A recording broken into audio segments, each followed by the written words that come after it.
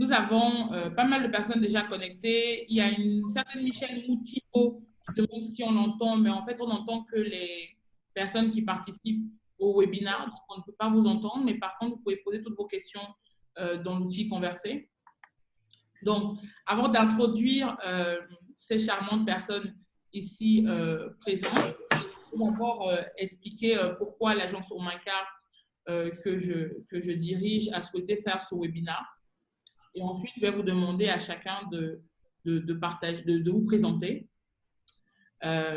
durant quelques minutes, nom, prénom, ce que vous faites. On n'a pas besoin de savoir que vous habitez à Bipanda. Est-ce que vous faites et ensuite on rentrera dans le vif du sujet.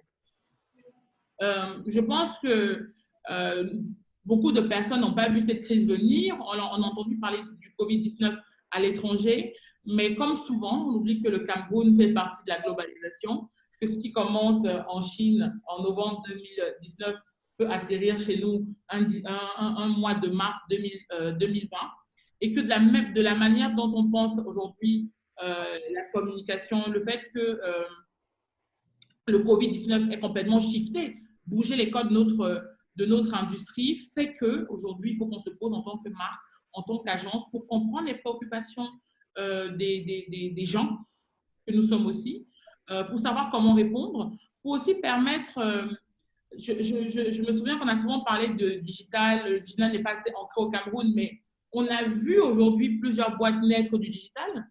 On disait que les Camerounais aimer aller au restaurant ou au bar, mais on a vu des brasseurs développer des services de vente direct, en tout cas permettre de passer un coup de fil pour qu'on vous livre. On a vu des entreprises fleurir au Cameroun pour livrer des citrons parce que le citron devenait trop cher. On a vu des entreprises livrer des fruits. On a vu des entreprises se développer, notamment BI, des entreprises pas camerounaises comme BI qui ont choisi de partir. Donc, il est évident que le Covid-19 pose de nombreux défis aux marques, aux entreprises. On a des personnes comme Sophie qui travaille qui est responsable de communication au laboratoire Biopharma. On a Metchoum Tayou qui travaille chez BNC. Donc, on a vraiment le côté marque et agence. Et l'idée aujourd'hui, c'est de savoir qu'est-ce qu'on a compris, quels ont été les enjeux stratégiques et comment on fait pour s'assurer que les 6 prochains mois de l'année sera notre année. Donc, pour ne pas perdre plus de temps, je vais vous donner la parole. Et pour l'instant, on a un seul homme, donc on va commencer par Thierry Paqueux. Thierry, est-ce que tu peux te présenter? Ok, merci. C'est un privilège, c'est un honneur de participer avec vous à ce webinaire. Moi, c'est Thierry Paqueux. Mon Thierry a un seul R. Donc, si tu me fais un chèque, il faut écrire ça avec un R. Sinon, David Ekwabi ne va pas me donner l'argent. Donc, j'ai fait une formation en marketing à l'ESSEC, à l'Université de Douala.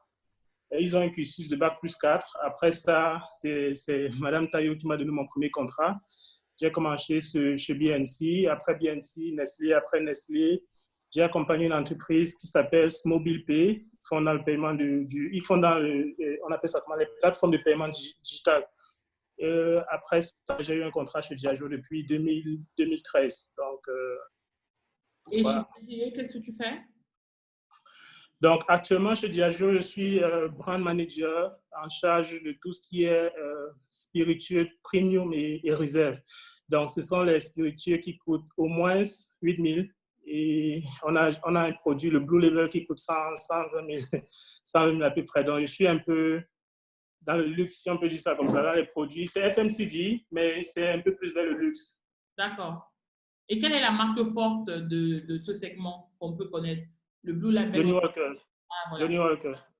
Très bien. Mais ça couvre aussi Baileys, Tanqueray. Au Cameroun, c'est beaucoup plus Johnny Walker, Baileys, un peu de D&B, mais depuis quelques temps, on a un peu... Le focus, c'est vraiment Johnny Walker et Baileys au Cameroun. D'accord. Bon, ben, écoute, on espère qu'à la fin de ce webinaire, tu pourras nous inviter à recevoir des petites bouteilles. Mais bon, euh, on verra comment gérer. Je crois que tout ensemble, ici, on peut organiser un petit jungle. Aline, est-ce que tu peux te présenter? Ton micro est coupé.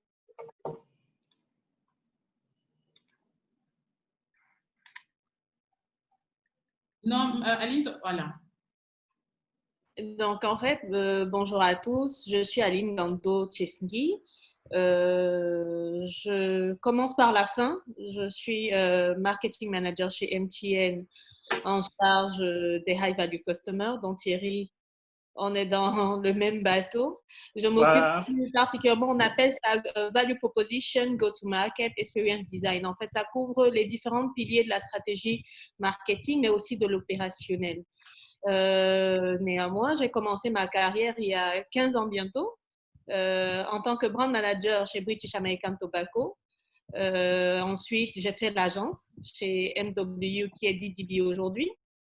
Et j'ai fait 4 ans responsable marketing chez Canal+ Cameroun pour atterrir depuis bientôt 7 ans chez MTN où j'ai fait tour à tour la com, dont j'ai été Advertising Communication Manager.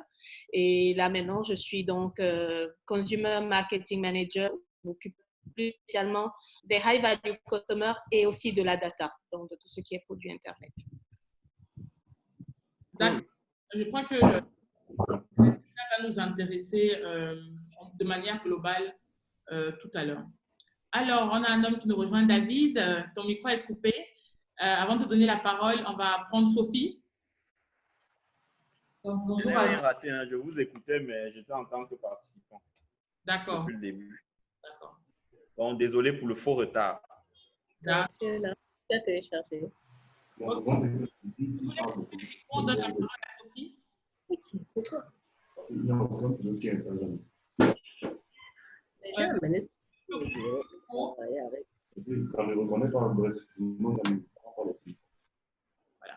Voilà. Sophie, on te donne la parole. Ok, bonjour à tout le monde. Je m'appelle Sophie Koumba. Je suis actuellement responsable communication chez les laboratoires de pharma. J'y suis depuis 5 ans.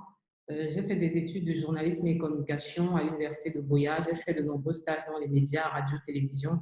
Et pour finalement me retrouver à Biopharma en tant que responsable communication. Donc voilà, au quotidien, je gère une équipe qui est répartie en différents pôles. On a un pôle digital. Le pôle digital, c'est vraiment tout ce qui est tout ce qui contient la stratégie des réseaux sociaux. Le pôle média, c'est les médias classiques, radio, télévision, affichage, presse écrite. Et ensuite, le pôle graphic designer, c'est vraiment tout ce qui est conception des visuels. Donc, en gros, c'est mon travail. Non, c'est bon. D'accord. Merci beaucoup, Sophie. Je vous donne la parole. Il nous reste 2 minutes pour les présentations et ensuite, on passe à David. Alors, non, ton micro est coupé. Ok. C'est ok? Bonsoir, je suis Mechum Tayou Loveline. Donc, je suis directeur central à BNC, Brand and Consumers, qui est l'agence conseil marketing pionnière du marché camerounais. C'est-à-dire que la première agence qui a décidé de s'installer à fond camerounais, à capitaux camerounais, c'est marketiste. Donc, ma formation de base, c'est la biochimie. Et puis, j'ai fait un grand saut du laboratoire de la paillasse de biochimie au marketing, au grand regret de mes enseignants. Ils m'avaient prédit une grande carrière scientifique, mais bon, c'est une autre histoire. Et au grand bonheur de mon patron ou des marques que j'ai déjà servies depuis que je suis à BNC. Donc, j'ai piloté la filiale de RDC depuis 2012. Ça a été une très grande aventure d'aller en expatriation dans un pays continent qui m'a ramené qui m'a donné quand même un enrichissement extraordinaire. Ça m'a permis d'être quand même dans une situation multiculturelle et ça c'est important lorsqu'on parle de marketing. Donc je crois que je suis aujourd'hui pleine de toutes ces expériences-là, sachant que derrière, j'ai aussi 5 ans de coffre dans la production audiovisuelle. J'ai travaillé à côté de Bokolo, j'ai travaillé à côté de Vincent Doumbem, j'ai travaillé à côté de Ndachi Tanier, j'ai travaillé pour Babette sur le Fescarim quand je commençais. Donc voilà, ça fait un bon tour de piste quand même. C'est très complet. On va clôturer avec David Ekwabi de sa présentation et on va rentrer dans le vif du sujet. Bonjour David. Bonjour. Vous m'entendez bien? Oui. OK. Donc, je suis David Ekwabi, brand manager chez Yep Cameroun depuis 1 an et demi. Donc, j'ai fait, mon parcours est très simple. Je suis un peu produit marketing banque. Avant ça, j'ai un peu flirté avec les FMCG, donc chez Nestlé. Et aujourd'hui, c'est avec beaucoup de bonheur que j'occupe les fonctions de brand manager chez Yep Cameroun. Et beaucoup d'honneur aussi parce que ça nous permet de nous lancer dans un secteur très nouveau de façon comme des pionniers pour la banque. Et donc, c'est ma modeste contribution à ce beau métier qu'est le marketing et la communication. Donc, j'espère apprendre beaucoup de cette petite panel. Donc, merci à Diane pour l'invitation et l'honneur. Merci. Super. Alors, merci beaucoup à tous. La première question est de savoir, lorsque le COVID-19 est arrivé au Cameroun, très brièvement chacun, qu'est-ce que vous avez ressenti en tant que personne, en tant que professionnel? En 30 secondes chacun, qui veut prendre la parole? Je commence à... Bon, enfin, ok. Thierry, je te laisse la... Bon, en tant que personne, je me rappelle que c'était en mars. C'est vrai qu'on entendait déjà parler de cette maladie en février et tout, mais on voyait ça vraiment de loin. C'était quelque chose en Asie et tout. Mais en mars, j'ai eu l'impression qu'il y a eu de l'accélération et j'ai vraiment paniqué le jour où un de mes proches, donc quelqu'un que je connais, a fait un témoignage sur un décès de quelqu'un qui effectivement est mort de cette maladie.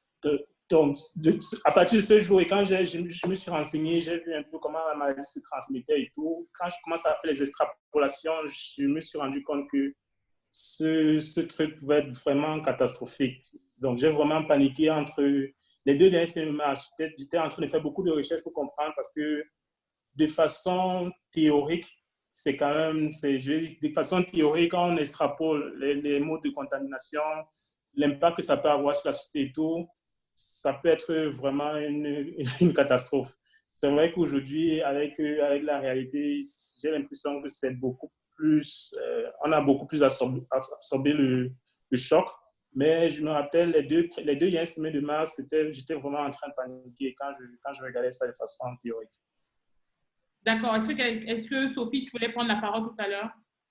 Oui, je voulais dire que déjà, en tant qu'entreprise, on s'était quand même préparé. Dès qu'on a entendu parler du coronavirus, même pas en Afrique, on savait qu'il y a des possibilités que ça puisse arriver en Afrique et au Cameroun. Donc, on a commencé à se préparer, on a anticipé. Mais en tant que personne, j'ai un peu paniqué quand même parce que moi, je voyais la gravité de la chose, mais je ne sais pas si tout le monde percevait cette maladie telle que je la percevais. Je me disais, est-ce que les gens sont à la hauteur? Est-ce que quand je voyais comment en Europe et partout ailleurs, ils prenaient des mesures pour se protéger, je me disais, est-ce que nous, ici au Cameroun particulièrement, est-ce qu'on serait à la hauteur? Mais sinon, professionnellement parlant, on a essayé d'anticiper du mieux qu'on pouvait. D'accord. Aline? Oui, déjà à titre personnel, j'ai commencé à suivre l'information en décembre.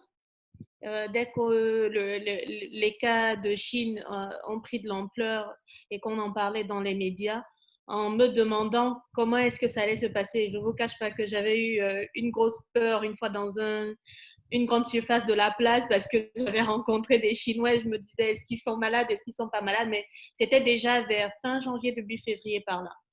Et j'ai commencé à beaucoup me renseigner sur le virus à titre perso, à lire beaucoup là-dessus. Et chaque fois qu'il y avait des infos, des nouveautés, je n'hésitais pas à être connectée.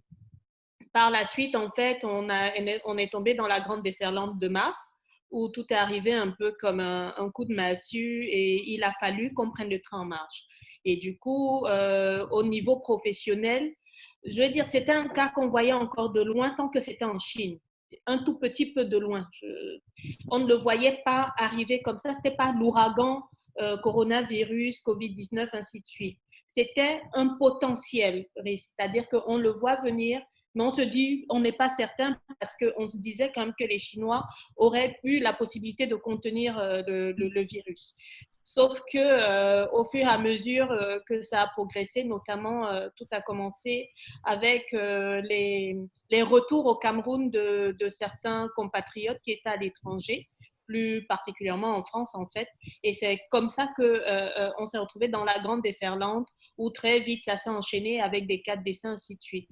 Mais dès les premiers renseignements, on se disait bien qu'il faut qu'on pense à, entre guillemets, communiquer, informer si le besoin venait à se faire sentir. Sauf qu'on est très vite rentré dans la crise et c'est en cela que c'est une crise bien particulière. Elle n'a pas tant donné de temps.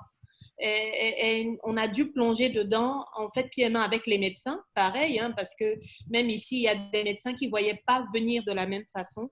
On a dû tous tremper directement dedans et trouver tous ensemble la façon dont on allait aborder la crise. Tout à fait, merci. Oui, j'aimerais dire quelque chose. Moi, Allô? Quelqu'un veut prendre la parole? Oui, vas-y David, je parlerai après toi. D'accord. Alors, ok. Alors, moi également, j'étais vraiment dans le cliché de la majorité de ce que j'appelle la majorité des Camerounais.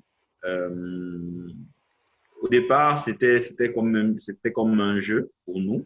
On voyait ça en Chine. Je veux dire que sur le plan professionnel, le seul impact que moi je voyais chez nous, sur le plan professionnel, même si le groupe nous abreuvait déjà de mesures contre cette pandémie, mais moi, le seul impact que je voyais à mon niveau, j'étais en plein appel d'offres pour mes goodies et on devait sourcer une bonne partie en Chine. Je vois Aline rigoler. Et donc, je me disais, bon, il fallait qu'on finisse l'appel d'offres avant parce que on voyait déjà bien entre le nouvel an chinois et autres, on avait des contraintes transitaires avec cet fournisseur.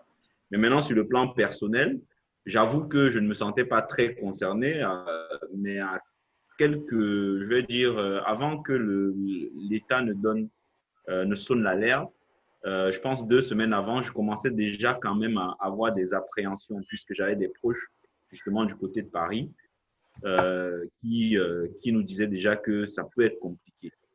Et donc, je planifiais un voyage et on voyait très bien que ça commençait déjà à être compliqué. Et donc, ce qui, moi, m'a refroidi le sang d'un coup, c'est que j'ai reçu une cousine qui est venue à la maison à quelques jours de la prise de parole de l'État et qui m'a annoncé que notre oncle était effectivement interné à Paris, une grande célébrité et qui était atteint. On a appris ça le samedi, le lendemain de son arrivée, alors qu'elle était à son chevet. Et donc, quand j'ai appris ça, sachant qu'elle était venue dîner à la maison avec les filles, avec tout le monde, et que nous, le lendemain, à l'entreprise, toute personne venant de l'extérieur commençait à signaler. Moi, j'étais bien obligé de signaler sa présence. Donc, c'est là où j'ai commencé à me dire, oula. Et quand j'ai signalé le protocole qu'on nous a mis en place, mon épouse et moi, on est entré dans une panique, mais je ne vous raconte pas. Donc, voilà. C'est vraiment comme ça que moi, j'ai vécu l'arrivée de la nouvelle de façon personnelle. C'était très dur, très compliqué. Pendant longtemps, je me suis pratiquement considéré comme quelqu'un de contaminé, puisque j'étais… voilà.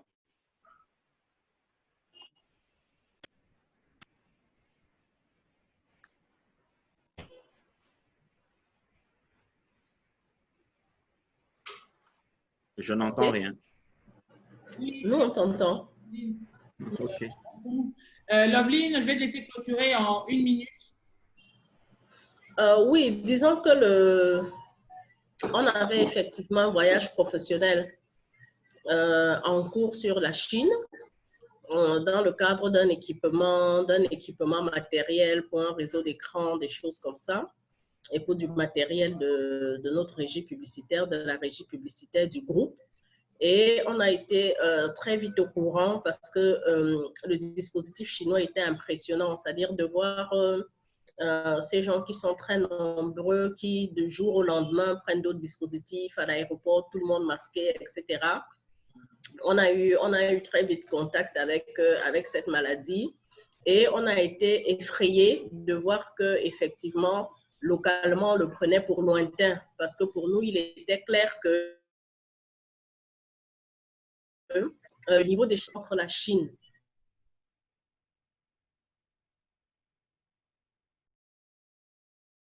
par le fait que nous étions là-bas pour un voyage professionnel, on se demandait mais qu'est-ce qu'on attend? Et on a essayé à notre niveau d'avoir quelques alertes, mais on n'avait pas l'oreille, on n'avait pas l'écoute parce que le grand symptôme de la peur en essayant de sauver ses propres meubles. Donc, tous les grands groupes qui avaient déjà, par le fait de la puissance de leur assise, qui étaient au courant de l'information et du potentiel du dégât, si je peux le dire comme ça, c'est-à-dire que de l'impact qui peut arriver, ils avaient déjà lancé des plans de continuité, notamment les grosses multinationales, parce qu'il fallait sécuriser l'approvisionnement, il fallait sécuriser les stocks, il fallait sécuriser les matières premières, donc il y avait quelque chose qui se mettait en place localement, mais un peu dans je vais mettre ça entre guillemets, le secret défense. Par contre, au niveau institutionnel, rien n'était prêt. Je pense que si peut-être on avait dès ce moment-là fait des modélisations d'impact, on aurait un peu mieux anticipé, même psychologiquement, sur la panique qui allait déferler plus tard. D'accord. Merci beaucoup pour avoir posé un peu les choses. Ma première question va se tourner vers Sophie. Dans le paysage aujourd'hui au Cameroun, est-ce que vous m'entendez bien? Oui, Dans le paysage, on a tellement vu Biopharma faire de la com ces 4-5 dernières années que lorsqu'on ne vous a pas vu à Promote, on s'est dit, ouais, c'est Biopharma.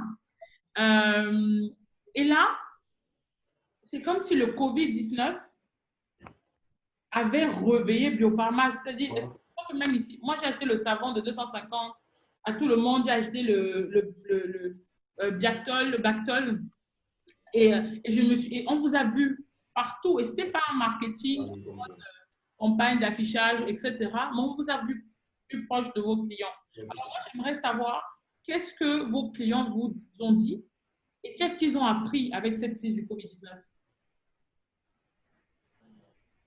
alors déjà, il faut dire que premièrement, on a ressenti un vent de panique chez nos consommateurs quand la maladie a commencé.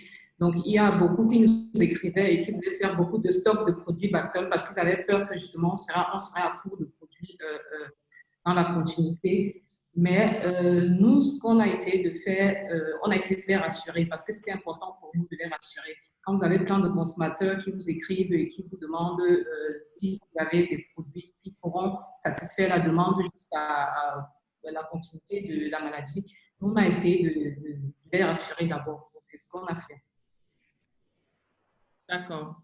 Merci. J'aimerais aussi avoir l'avis de Thierry, parce qu'on a notamment vu qu'est-ce que vos clients vous ont dit, parce que, entre guillemets, les bars ont été fermés. On a dit que les gens allaient vivre entre eux, ça allait être la galère. Il y avait pu avoir l'injonction. Donc, est-ce que les clients ont enjoy cette pause? Ou qu'est-ce qui s'est passé au sein de ton département? Qu'est-ce qui s'est passé plus ou moins au sein de Diageo? Qu'est-ce que vos clients vous ont remonté pour que vous décidiez finalement de réactiver une offre que vous aviez déjà, c'est-à-dire de pouvoir passer un coup de fil pour qu'on nous livre une de vos boissons à domicile?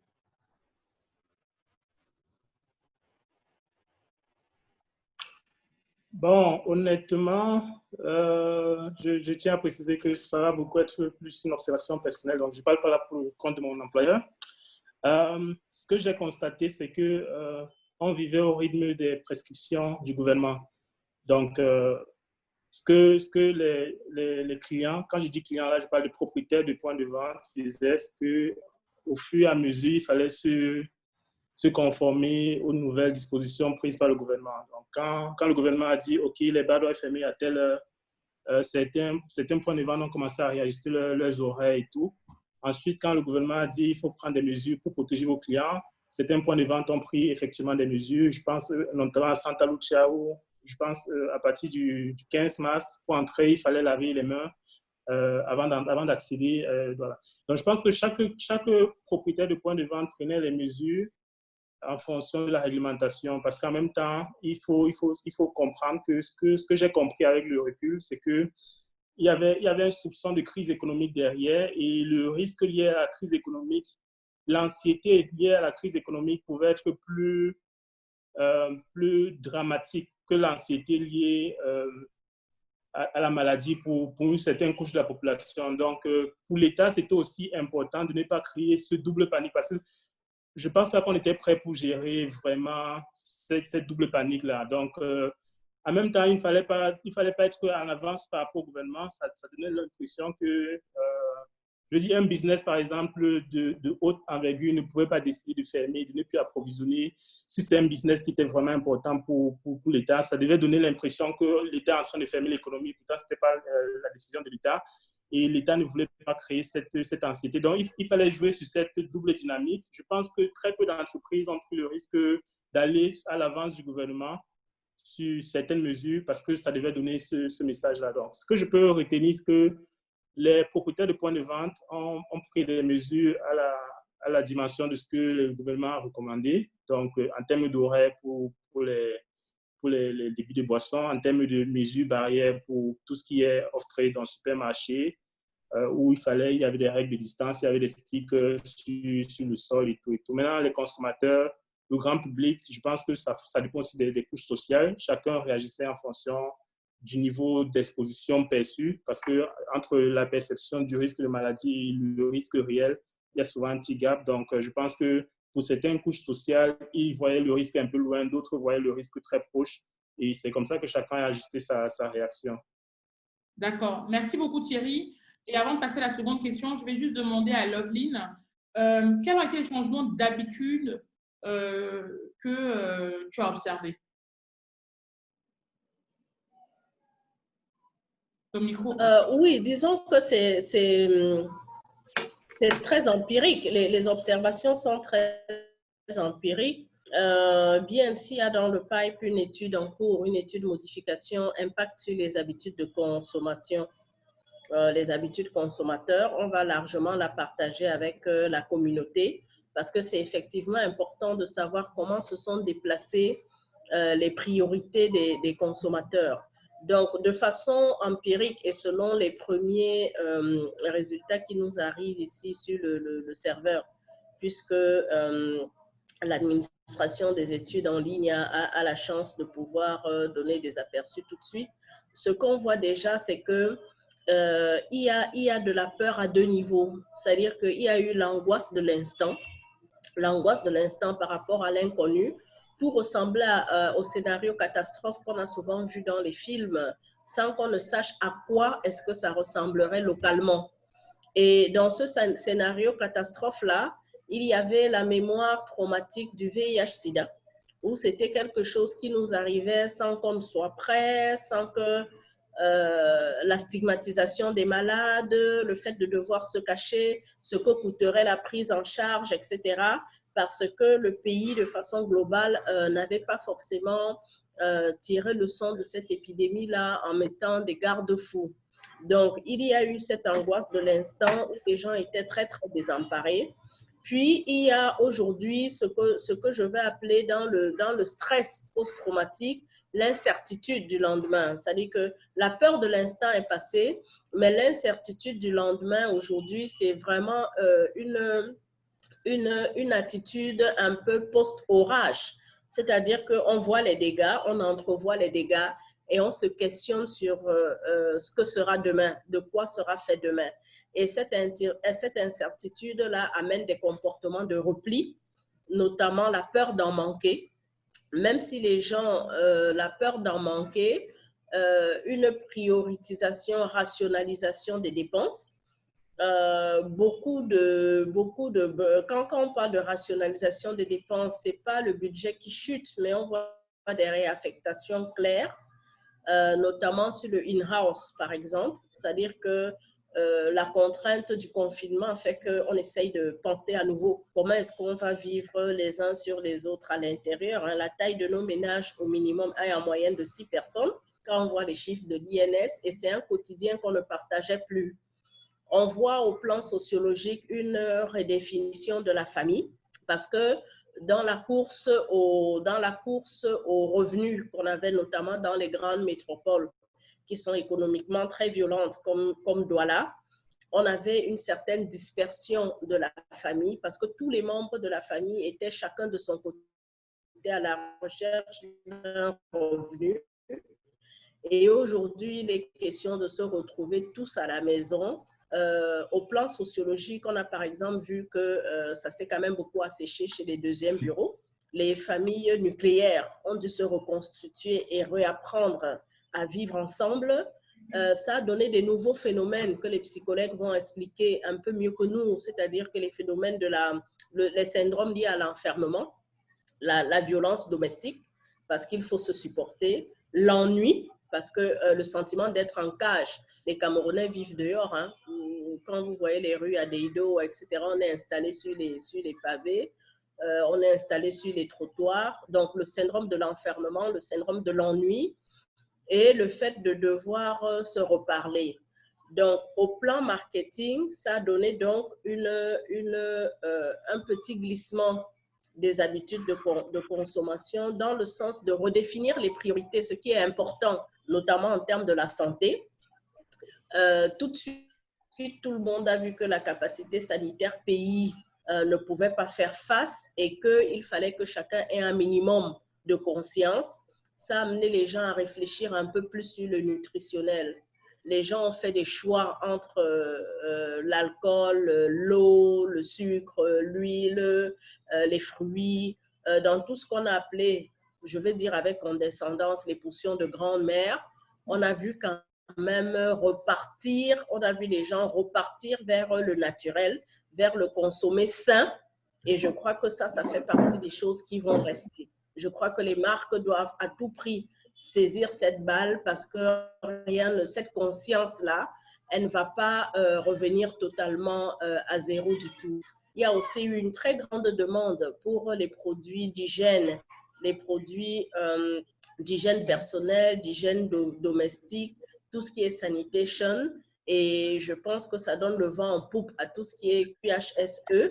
Et sur les points de vente, effectivement, je crois que les acteurs, les producteurs, tous ceux qui placent leurs produits à travers des circuits de distribution sont obligés de réfléchir à comment sera le nouveau retail parce qu'il y a une conscience désormais plus aiguë de la nécessité d'avoir un minima d'hygiène. Donc, c'est un peu ce que j'ai remarqué en grosso modo. Il a fallu rester sans aller se coiffer, hein, de toutes les façons. On a commencé à se dire que c'est pas si mal de porter une barbe, c'est pas si mal de ne pas faire de manicure. On peut rester à la maison et ne pas devoir le faire. Et je crois que ça va influencer la gestion du revenu. Ça va beaucoup influencer la gestion du revenu. Les choses ne pourront pas redevenir comme avant à 100%. En tout cas, de façon statistique, on partagera les résultats de l'étude avec vous. Merci beaucoup, Loveline. C'était d'une pertinence comme on te reconnaît et comme on peut reconnaître à l'agence BNC. Alors, ma prochaine question va se tourner vers Aline, parce que pour rebondir à ce que tu as pu dire, Loveline, quels sont, selon toi, je ne vais pas parler de l'entreprise pour laquelle tu travailles en tant que professionnel du marketing, quelles sont selon toi les conséquences positives que le confinement a pu avoir? Tout à l'heure, Loveline a parlé de redistribuer son salaire, le portefeuille de la famille. Est-ce que tu as identifié autre chose comme mon dessin, retourner au naturel? Moi-même, je n'avais jamais testé le naturel. J'ai été malade, j'ai découvert que j'ai même fait les plantes là où tu fais le soit la vapeur. Donc, c'est vrai, je fais partie de ces gens qui sont retournés vers le naturel. La parole à toi, Aline. Ok, donc moi, en fait, de prime abord, dans l'analyse que j'ai faite, et je pense que c'est l'analyse que beaucoup d'industries à travers le monde ont eu à faire, c'est qu'on est reparti sur la pyramide de Maslow. C'est-à-dire que pendant un moment, je crois que les développements technologiques, le fait qu'on dise que le monde est devenu, c'est-à-dire juste une petite boule comme ça où tout le monde interagit et ainsi de suite. Et donc, on visait énormément, on était déjà dans le top de la pyramide, on veut de l'estime, des fois même avant d'avoir comblé les besoins de base. Et pour moi, on est reparti en fait sur la base pour redéfinir le top. Donc, on est reparti sur la pyramide de Maslow pour voir ensemble de quoi est-ce qu'on a vraiment besoin. Et donc là, je rejoins Loveline. On a besoin de quoi en basique? Ben, on a besoin de bien manger. Parce que manger, c'est un besoin, mais bien manger, on dit que la nourriture, c'est le premier médicament. Et on a redécouvert que la nourriture, c'est le premier médicament. On a redécouvert qu'il faut consommer sain, même si je dois consommer un type de produit, je dois faire très attention à ce que ça n'impacte pas, ça n'affecte pas ma santé. Donc, on revient dans la mesure, parce que je pense que assez souvent, on est tombé dans la de-mesure, dans la façon dont les gens se comportaient à l'extérieur. Donc, on a revu la nourriture et tout ce qui va avec. On a revu la santé. Et dans cette santé-là, on s'est dit, OK, il faut que je prenne plus soin de moi parce que des fois, les médecins le disent. J'ai eu à voir certains de mes médecins. Moi, j'ai cette habitude personnellement de voir au moins une fois par an des médecins, même si je ne suis pas malade, mon dentiste, mon ophtalmologue, mon gynécologue, ainsi de suite. Et donc, en voyant mes médecins, ils me disent, oh, quand ils me disent, ah, vous êtes venu pourquoi? J'ai dit non, mais pour ma routine habituelle. Ils me disent, oh, il y a tellement de personnes qui ne sont pas comme vous. Des gens partent à l'hôpital quand il est déjà trop tard. Donc, quand on ne les prend, on a perdu quelques chances de tout rattraper. Et là aussi, c'est revenu. Donc, la plus petite température, le petit rhume, la petite toux, ainsi de suite, nous invite à prendre beaucoup plus soin de nous et donc on fait plus attention. On est revenu, comme j'ai dit, à la bouffe, à ce qu'on consomme, à la santé. On est revenu aux origines, comme tu l'as dit, la fameuse vapeur, et je dis n'importe quoi, on appelle, les grands-mères disaient le mentolantum. Donc, la crème d'eucalyptus, on est reparti sur des trucs aussi basiques, la citronnelle, le miel. On ne se dit pas, non, on va prendre, entre guillemets, c'est pas pour contredire, Fairvex, voilà, Artemisia, exactement. On ne se dit pas, va acheter Fairvex à la pharmacie et tout, on te dit, tu as la citronnelle, tu as le miel, tu as le citron, bref, des choses de base qui étaient dans les habitudes de nos grands-parents et de nos parents, qui sont pour moi en fait les origines. Donc, on est reparti dedans et on est reparti dans quelque chose d'assez, à mon avis, fondamental, peut-être lié à mon métier, mais pas que, l'information. Et on ne se contente pas juste que les gens nous disent ce qu'ils pensent. C'est-à-dire que là, on est revenu au basique. Je veux être sûr que ce qu'on me dit est vrai. Donc, à la moindre information qui circule, on veut être sûr que ce qu'on nous dit est vrai. Donc, je me connecte à la télé, je me connecte sur mon téléphone pour être sûr d'avoir la bonne information. Je me connecte sur mon ordinateur, ainsi de suite. Donc, on s'est retrouvé sur la base. Je communique, mais je communique utile. Ce n'est plus juste allô, on se voit à quelle heure pour appeler les potes, se retrouver, et ainsi de suite, pour dire ah, t'as appris. Oui, là, tu as appris, mais un peu moins. On est plus dans l'utile, on est revenu dans ce qui est encore plus fort, s'inquiéter pour l'autre, avoir de l'empathie. C'est-à-dire, on a appris, par exemple, quand tu apprends qu'il y a quelqu'un qui est malade, tu appelles, ou quand tu n'as pas eu de nouvelles, tu dis hey, je n'aimerais pas qu'on me dise qu'il est plus là, parce qu'au début, c'était décès, surtout dans la zone européenne. Nous qui avions des gens là-bas, et même ici, on entendait oui, tel est décédé, tel est décédé. Donc, on ne se permettait plus, on ne se permet plus de ne plus avoir des nouvelles de ceux qui nous sont chers. Et c'est là que ça redéfinit, à mon avis également, ce que c'est que de l'amitié, c'est-à-dire que, ou la proximité. On filtre. Ce n'est plus mon ami, c'est le pote de mon pote avec qui on se retrouve souvent dehors. Des fois, je ne sais même pas de son nom. Je l'appelle gars, il m'appelle oui, Lago, c'est comment? Non, ce n'est plus cette personne-là. J'ai ma communauté de personnes à qui je tiens et je ne veux pas les perdre. Donc, je les appelle et ainsi de suite. Pour moi, c'est vraiment à la base ce que ça nous a ramené. À cela, je vais rajouter en fait j'ai drafté un truc, c'est sur les piliers que j'ai pu identifier. Le travail. On a appris qu'on peut travailler à distance. on est obligé de se réinventer et de voir comment est-ce qu'on va pouvoir travailler de loin sans voir ses collègues, des fois en les et des solutions comme celles que nous utilisons aujourd'hui nous rappellent fortement d'ailleurs comment est-ce qu'on fait pour se connecter. Nous, au boulot, on a nos contrats et on a nos plateformes partenaires qu'on utilise.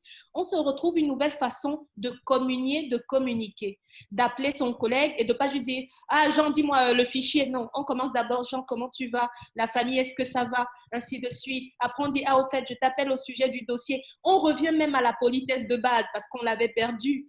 Et ça aussi, c'est important. Ensuite, il y a les études. Même ceux qui ont fini leurs études se disent « Oh, ben, je suis à la maison, je me connecte à Internet, je peux apprendre de nouvelles choses. » Les enfants doivent apprendre, donc se reconnectent à la famille par ricochet, parce qu'en fait, j'ai ce devoir-là maintenant, puisqu'il n'y a plus d'enseignants, il n'y a plus machin.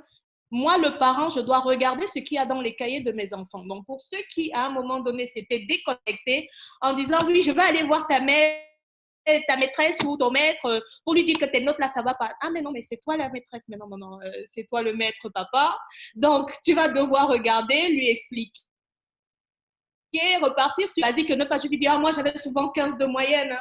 Non, c'est plus ça en fait. C'est tu vas bien m'expliquer maintenant comment toi-même tu trouvais souvent. Bref, on repart sur des choses comme ça. Et il y a aussi les passions. On s'est retrouvés à modifier nos passions et nos centres d'intérêt. C'est qu'est-ce que je fais? Est-ce que j'aime plus regarder ceci? Bon, moi, perso, je fais de la peinture et je blogue, donc je l'ai fait encore un peu plus. Ça me permet de ne pas voir le temps passer, de ne pas me sentir enfermée. J'ai appris à écouter les oiseaux et je suis sûre que c'est le cas de beaucoup de personnes à travers le monde. On s'est juste rendu compte qu'on peut observer l'extérieur parce qu'on était trop tête baissée. On levait légèrement la tête, y compris un peu vers le ciel, pour voir ce qui se passe tout simplement, respirer l'air, ainsi de suite.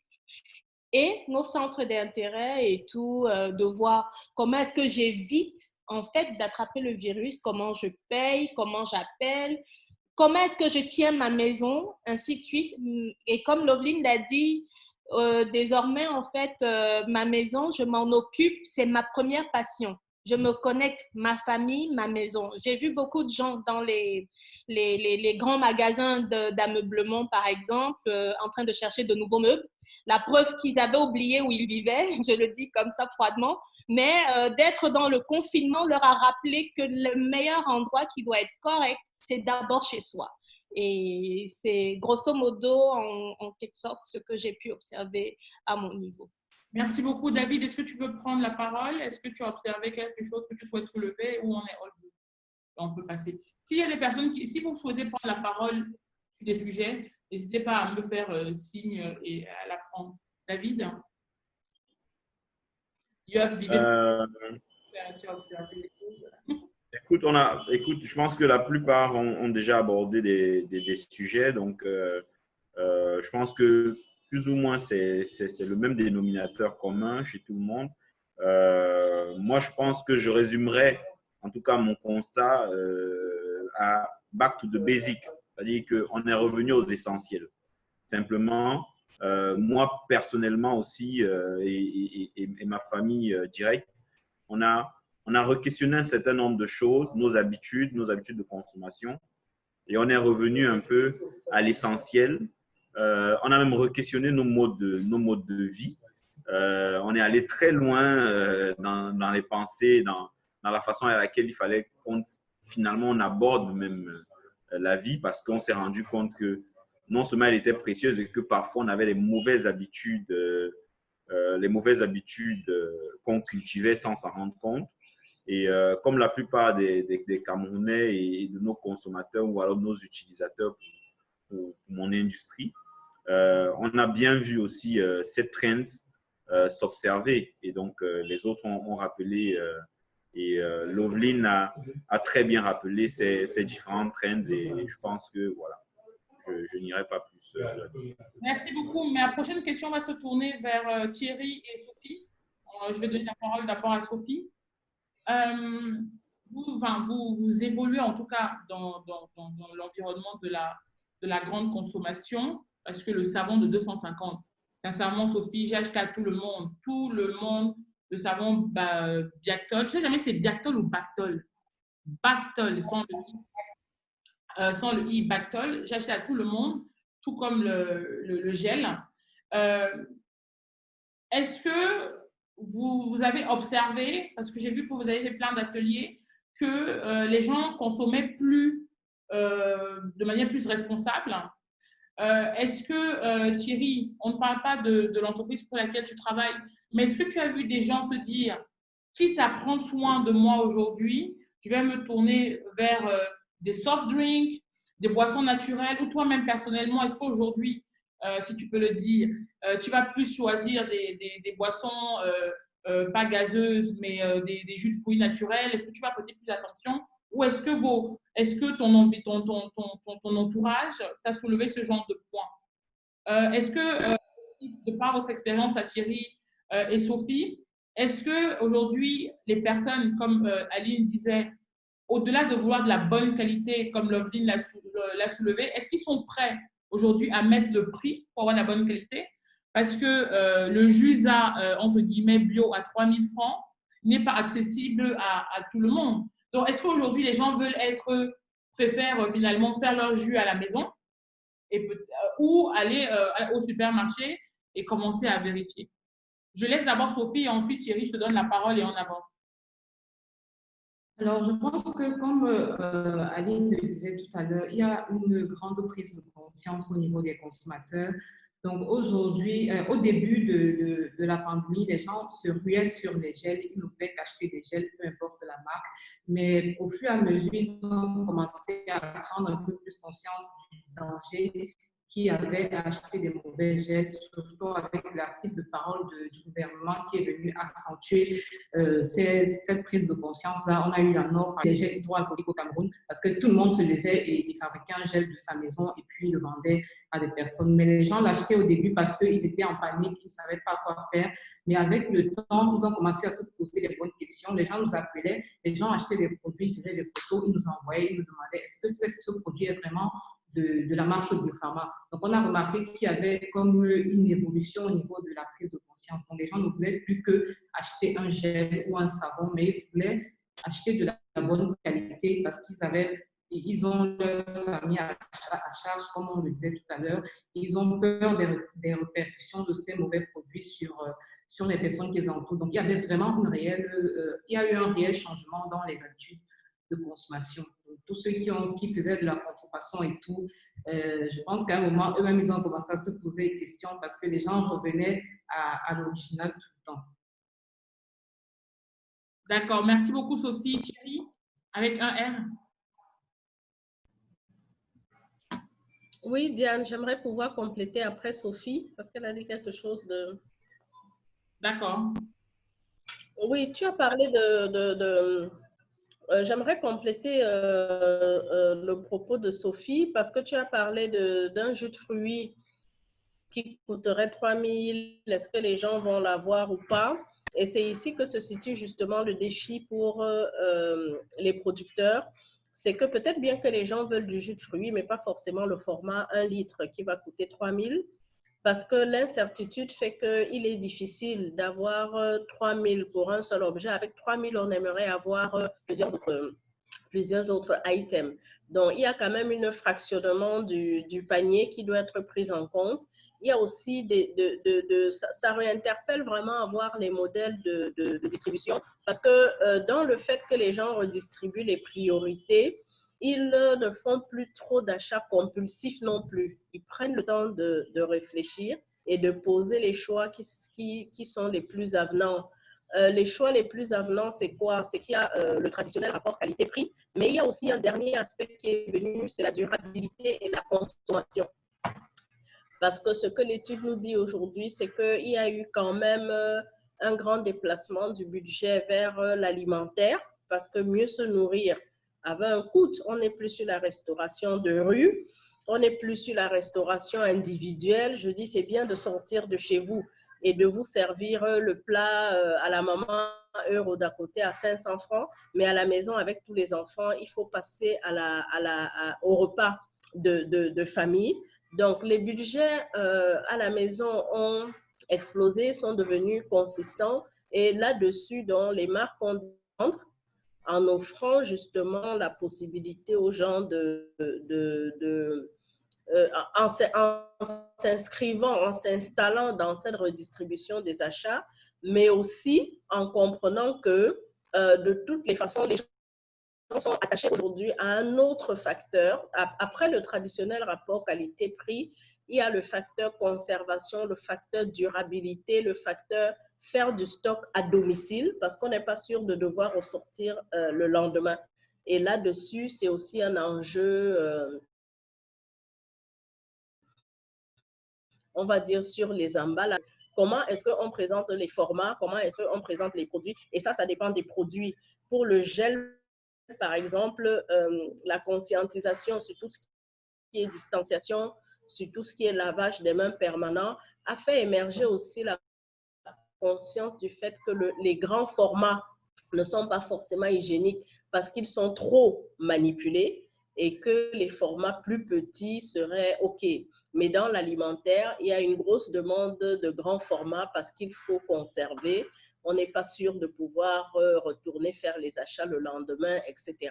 Donc, il y a une vraie redistribution des leviers de choix chez le consommateur qu'il faut que les entreprises et les marques interrogent. D'accord, merci. On donne la parole à Thierry. OK. Merci. Si j'ai bien compris, la question, c'était de comprendre un peu quels sont les changements consommateurs qu'on peut observer à la suite de cette crise. Ce que je veux dire, ce qu'il faut apprécier, c'est très complexe, mais pour simplifier ça, ce que je propose, c'est d'apprécier ça avec une double dimension. Il y a une conscience collective et il y a une conscience individuelle. Je veux dire, le rapport de BNC, par exemple, quand ça va sortir, quand on discute avec les gens, chacun a sa façon de répondre et tout. Mais ce que j'ai appris en prenant du recul, c'est que la nature humaine, donc la collectivité, a des patterns qui ne changent pas. J'ai vu des rapports d'études où les consommateurs veulent rester optimistes. Les consommateurs veulent rester optimistes. Pour ceux qui n'ont pas encore vécu, ils veulent absolument vivre. Ils veulent vivre leur vie. Donc, du coup, quand je prends le recul, je me dis, cette crise est venue avec deux risques, le risque économique et le risque de santé. C'est aussi simple que ça. Ceux qui ont perçu que cette crise devait menacer leurs revenus ont commencé à... C'est un ajustement qui se fait tout le temps, même quand il y a des crises économiques. Quand tu sens que ton pouvoir d'achat a baissé, il y a des comportements que tu adoptes parce que effectivement, tu sais que ton revenu est en train de baisser. Et puis, il y a des comportements pour protéger sa santé. Tu sais que tu veux consommer, mais il faut quand même le consommer de façon à ne pas prendre de risques par rapport à ta santé. Je pense que les changements qu'on a observés dans les différentes industries sont sur la base de ces deux prismes-là. Donc, il y a certains qui ont ajusté leur comportement parce que le revenu était en train de baisser. Mais au fond les consommateurs restent des personnes qui sont optimistes, qui sont impatients de vivre. Dès que le risque sanitaire va s'estomper, ils vont retrouver certaines vieilles habitudes, je peux vous le parier, sur la base des études que j'ai vues qui sont un peu choquantes. Vous pouvez me regarder dans les pays qui ont été durablement touchés par cette crise, comment est-ce que... Regardez les vostres. On est en train de parler, à l'heure où nous parlons, des gens se rassemblent en dizaines de milliers pour revendiquer des causes. Black Lives Matter. Certains n'ont pas de masque, ils ont oublié. Vous comprenez un peu ce que je veux dire? Ils sont leur nature humaine à vouloir revendiquer quelque chose qui est human right, à dépasser tout ce qu'on est en train d'extrapoler là maintenant sur base zéro, sur base purement théorique. Donc, ce que je veux dire est simple. La nature humaine a des fondamentaux qui ne vont pas changer, que la crise, malheureusement, malgré tout le choc qu'on a pu connaître, n'a pas pu changer, qui est que les gens restent sensibles à leur nature d'homme, à leur nature d'humain. Ils veulent être optimistes, ils veulent enjoy la life. Si ton pouvoir d'achat diminue, tu t'ajustes, ce qui est normal. Et puis, tu ne prends pas de risque par rapport à ta santé. Je veux dire, quand il y a l'apollo et que tu débarques au bureau avec les yeux, tout le monde te fuit, ce qui est normal.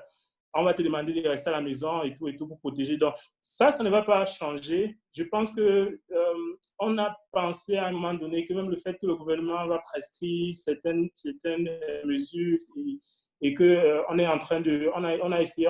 Le Cameroun n'a vraiment pas vécu le confinement, je peux vous le dire. Cameroun, je sortais de temps en temps, on n'a vraiment pas vécu le confinement. Encore pour dire que ça n'a pas vraiment été un choc. Ça n'a pas vraiment été... Là, je parle vraiment de la populace. Je sais que ça va être des points de vue, ça va être des points de vue divergents. Je suis en train de dire qu'il y a une conscience individuelle et une conscience collective. La conscience collective veut que les Camerounais, collectivement, veulent vivre la CAN. Quand ça va arriver, s'ils ont l'opportunité, ils vont vivre ça. Si leur pouvoir d'achat leur permet, ils vont se payer ce que leur pouvoir d'achat leur permet. Les Camerounais vont rester optimistes. Donc, ce qui fait la nature de l'homme va rester. Et maintenant, les deux ajustements qui vont rester, qui ont peut-être essayé de nous secouer un peu, c'est le pouvoir d'achat. Ceux qui voient que leur pouvoir d'achat est menacé vont se battre pour préserver, ou bien soit réduire leurs dépenses, soit se battre pour attaquer de nouvelles sources de revenus, même si ça nécessite qu'ils prennent certains risques. Parce que c'est comme ça que l'homme est. C'est ce que je veux en fait souligner. C'est comme ça que l'homme est. Aujourd'hui, les gens sont dans les rues en dizaines de milliers en train de se rassembler. Ils ont oublié qu'il y a 2 semaines, on leur demandait de rester tous à la maison à moins d'1 mètre. Donc, juste pour que vous compreniez un peu la nature humaine qui rejaillit et qui, dans 2 ou 3 semaines, va polisser l'ensemble des théories qui peuvent refroidir certains entrepreneurs qui seraient en train de rester sur la base de théories pour prendre certaines décisions sur les 6 prochains mois qui arrivent. Parce qu'effectivement, vous allez zapper un peu sur TF1, vous allez voir, l'industrie automobile est devenue agressive. Ils vont ajuster les offres pour respecter, pour s'aligner aux exigences du revenu. Certains qui ont perdu leur emploi et tout. Mais à la fin de la journée, on va tous parce que... CFAO va revoir ses prix. Bon, je ne sais pas trop. Donc, c'est un peu ce que je voulais souligner. D'accord. Merci Thierry. N'oublions pas la nature humaine. Il nous reste 30 minutes. Donc, on va essayer de répondre aux questions déjà de certaines personnes. Diane, oui. Diane, je voulais apporter un peu, je voulais contribuer un peu à ce que Thierry disait, un peu dans un autre sens. Moi, je voulais surtout dire effectivement que oui, la nature humaine, déjà pour moi, je ne considère pas qu'elle soit fixe. Elle ne saurait être fixe. L'humain, je dirais, c'est un animal intelligent qui s'adapte à des situations. Et la preuve, c'est que là, on vient très bien de voir que les hommes se sont adaptés. Moi-même, je ne pensais pas pouvoir vivre chez moi avec mes 3 filles dans un mois durant sans sortir ou alors en sortant un minimum. Et donc, on a tous appris. On a tous appris de nous-mêmes notre capacité de résilience. Mais ce que je veux surtout dire, c'est que oui, on va rentrer à certains fondamentaux, manger, vivre, se divertir. Mais moi, je vois ça aussi comme, c'est un peu comme en marketing quand on fait une promotion. On fait une promotion pour déplacer un comportement et après, on arrête la promotion et on atterrit à une baseline. C'est-à-dire que ici, l'univers nous a fait une promotion.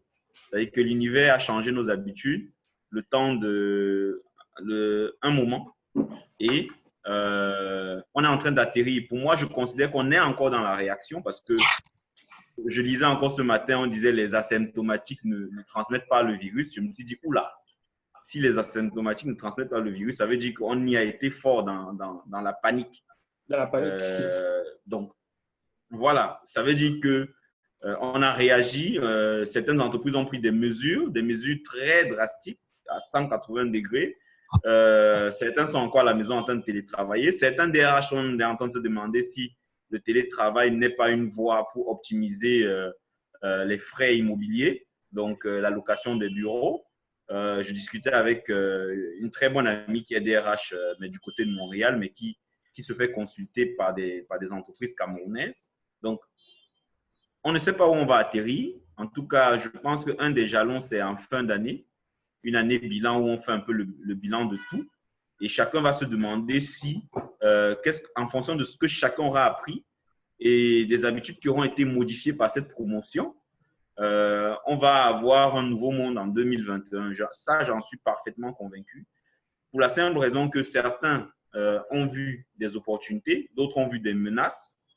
Et rien que la peur de la résurgence d'une telle situation vont amener des gens à prendre des mesures ou alors des guidelines qui vont faire que le monde ne sera plus jamais pareil. Donc, au même moment où moi je parle là, je vois notre PDG qui est connecté avec la plupart des employés du groupe qui parlent du demain. Rien que ça, le fait de bousculer un agenda comme ça, c'est déjà une habitude qui est modifiée. Ça bouscule un agenda d'un PDG du CAC 40 qui va parler d'une crise sanitaire. C'est inédit dans le monde, dans l'humanité en tout cas. Donc, aujourd'hui, je pense qu'on ne peut pas dire qu'on va revenir aux fondamentaux de façon stricte. Il faut mitiger en disant qu'on va revenir à certains fondamentaux pour moi essentiels, mais on va avoir d'autres attitudes je mets au défi tout le monde ici de nous dire quelles seront les nouvelles habitudes ou les nouvelles attitudes. On va apprendre. Nous tous, on regarde encore chacun nos tableaux de bord, nos transactions. Je pense que chacun ici sait bien qu'à un moment donné, il y a des choses qui vont changer et qui ne vont plus revenir à la normale. D'accord. Merci beaucoup. Alors, on a des questions. David en a répondu déjà à quelques-unes, donc je ne vais pas revenir dessus. Michel pose une question. Bonjour. Avec le fait que l'Afrique soit moins impactée par le Covid-19 que l'Occident, voyez-vous que le narratif est en train de changer en faveur de l'Afrique au niveau de l'image souvent négative que le Nord donne au continent? Comment le vivez-vous sur place? Alors, je vais donner. Qui veut prendre la parole? Je lève juste la main, ouvre le micro. Aline, je te donne la parole, ensuite Loveline, et on avance. Déjà, la première chose que je vais dire, c'est qu'on a des comportements différents. Ce serait difficile, et c'est ce que le coronavirus nous apprend, d'avoir une seule information. C'est-à-dire, on a souvent eu tendance à faire une enquête, ceux qui sont dans les agences le savent bien, sur 500 personnes et de se dire la population dans le rapport. Aujourd'hui, on est en train d'apprendre que la population n'existe pas. On a des cas, on a des foyers et il y a des comportements différents. Et donc, dans ce comportement différent, oui, l'Afrique répond différemment et l'Occident on n'est pas sur la même longueur d'onde en fait. C'est qu'on se rend bien compte là aussi que le développement est à plusieurs stades. C'est-à-dire que nous, on n'était pas très loin, je reviendrai dessus, sur nos origines. On a parlé des origines tout à l'heure. On n'était pas parti trop loin de là. Et donc, du coup, beaucoup d'Africains, j'ose croire, ont juste eu à faire un petit pas en arrière, alors que ceux qui sont dans des pays extrêmement industrialisés doivent faire énormément. C'est une course en arrière, quoi. C'est une grosse marche arrière à 180 à l'heure. C'est totalement différent. Mais ce que ça nous apprend aussi, c'est que oui, il n'y a pas de stéréotypes. Pendant longtemps, on a écrit, on a dit que oui, l'Afrique ne résisterait pas. On n'est pas encore sorti de la crise, on le voit bien au Cameroun, on a toujours des foyers, on voit comment ça évolue. Mais comme on dit aussi souvent, ce qui est important, moi, le chiffre que j'aime, c'est le nombre de guéris. Parce qu'on a tendance à nous peindre nombre de décès, mais quand on regarde le pourcentage du nombre de décès par rapport au taux de guérison, on se dit, oui, mais qu'est-ce que ces gens ont voulu nous faire croire? C'est-à-dire, on nous a mis vraiment dans ce gros mouvement de panique. Je me souviens du discours d'Emmanuel Macron en disant, nous sommes en guerre. Et ce jour-là, c'était comme si le ciel était sombre. Mais en fait, ce qu'on doit juste retenir, c'est qu'il n'y a pas de stéréotypes et on doit savoir s'ajuster. Et que l'Afrique, pour le moment, s'en sort bien, mais ça ne veut pas dire qu'il faut baisser la garde. Parce que comme toute maladie, on l'a vu avec, Loveline a parlé du VIH-Sida, on a aussi Ebola qui nous a montré plusieurs facettes. Il ne faut pas baisser la garde en se disant qu'on n'est pas tant touché que ça. Il faut qu'on se dise que oui, jusqu'ici, on s'en sort plutôt bien, mais on doit rester concentré et considérer qu'on a une menace internationale parce que ça nous montre aussi, comme tu as dit dans ton propos liminaire, qu'il n'y a plus de frontières. Ce qui arrive aux États-Unis m'impacte directement, moi qui suis dans un petit village au Cameroun. Et donc, mes comportements aussi à l'envers peuvent être affectés. Merci beaucoup, Aline Loveline. Oui, cette question m'interpelle parce que le verbatim sur l'Afrique, ma première réponse est de dire attention à ce qui est dit de nous par les autres. Parce qu'on ne peut pas juste se satisfaire de ce que le verbatim des autres change. Ça reste quelque chose de très cosmétique. Ce qui changera réellement dans le fond de nos contenus, c'est lorsque l'Afrique elle-même construira ses contenus pour les présenter au monde. Et dans le sens de ce que Aline dit, je dis, la pandémie est venue avec le marketing de la peur. Vous savez, la peur est une émotion extraordinairement puissante et peut vous faire tout et n'importe quoi. Tout dans le sens du recul, tout dans le sens de l'avancée, dans le sens de « ok, je me jette à l'eau puisque je n'ai plus rien à perdre ». La peur peut lever des verrous d'une façon insoupçonnée et vous permettre d'arriver à des niveaux où, en tout réalisme et en toute objectivité, lorsque vous avez tous vos sens, entre guillemets, vous n'osiez pas faire ce genre de pas. Et c'est là où je pense que cette crise sanitaire est une fenêtre d'opportunité extraordinaire pour l'Afrique, dans le sens qu'on doit bien regarder les clés de la résilience actuelle. Les clés de la résilience actuelle, de se dire, OK, Aline l'a dit, on n'était pas loin déjà de la nature, dont le retour aux sources, parce que tout le monde va revenir s'abreuver en Afrique. C'est-à-dire, ceux qui changent le verbatim de l'Afrique aujourd'hui en disant pourquoi ils n'ont pas craqué, ne vous méprenez pas, ils sont déjà sur le terrain en train d'étudier les raisons et les origines de cette résilience-là, et ça risque encore de nous passer sous le nez. Donc, il faut interroger les clés de la résilience, il faut aussi interroger nos poches de faiblesse pour se dire, mais prenons des leçons. Il y a eu le VIH, il y a eu Ebola, on a des endémies, parce qu'après la pandémie, on va aller au stade d'endémie. Vous savez, toutes ces maladies rampantes qu'on n'arrive pas spécialement à éliminer parce qu'on est dans le confort de ce que nous disent les autres. Je pense au paludisme, par exemple. Je pense à toute la liste des vaccinations. La liste, elle est longue comme un bras. Sous d'autres cieux, on ne vaccine plus autant. Donc, les clés de la résilience, on doit interroger ça pour fabriquer notre contenu. Parce que se satisfaire de ce que le verbatim a changé, non. Ce que je vois comme verbatim sur l'Afrique, c'est plutôt le grand questionnement. Ce qui se dit en Occident aujourd'hui, c'est « mais pourquoi est-ce qu'ils ne se sont pas écroulés comme on le prédisait ?» Tout laissait croire qu'ils sont plus fragiles, ils sont plus faibles, ils sont plus démunis, ils sont plus vulnérables. Ça veut dire que ce qui arrive là, si nous, avec nos gros sabots et nos moyens, on n'a pas pu faire face, eux, ça va les terrasser. Maintenant, pourquoi ils ne sont pas à plat d'eau? C'est comme ça que le questionnement se pose, mais il ne nous aide pas. Nous devons récupérer ça en notre compte en disant, c'est où les clés de la résilience? Qu'est-ce qu'il fait, cette grande résistance? Et surtout, comment est-ce qu'on capitalise dessus pour construire demain différent? Merci beaucoup. Juste pour vous rappeler, il reste...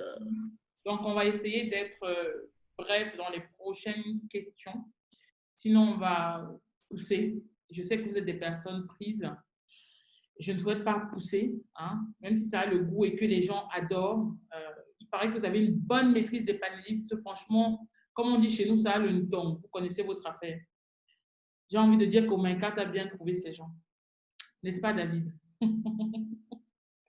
Alors, ma prochaine question va se tourner vers Sophie et David, d'ailleurs. Je vais commencer par Sophie. Sophie, comment, selon toi, les marques devaient ou doivent communiquer face à cette crise?